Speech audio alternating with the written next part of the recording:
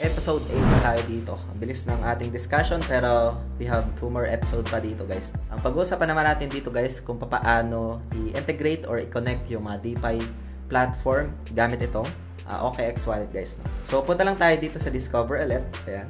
And then meron ditong mga available na features, no? Like for example dito sa featured, ayan, ito yung mga available na DeFi as we can see. So dito guys sa pag-connect, pwede kayong gumamit ng OKX Web3 wallet app para ma-connect, no? Like for example yung kay Ethena.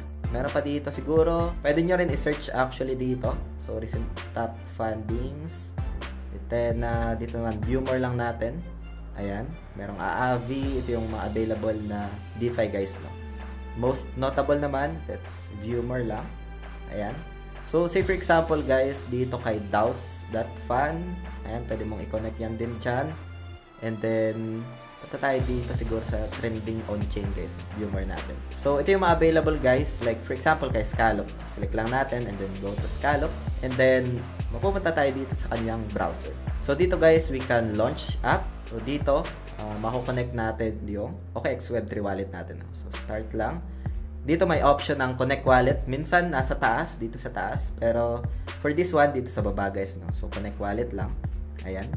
And then, select lang natin itong OKX wallet guys. No? So, once na ma-select natin, mako-connect na yung pinaka-wallet natin and we can interact dito sa DeFi guys. No? So, ganun lang siya guys.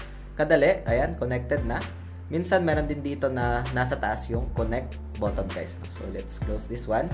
Maybe hanap tayo dito kay Aave for example. And then go to Aave. And then let's just check.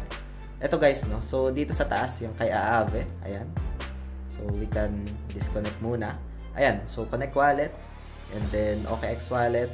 And then requesting connection. And mako-connect na siya guys. No? If ever na meron pang bottom doon na i-confirm, you can just confirm lang naman.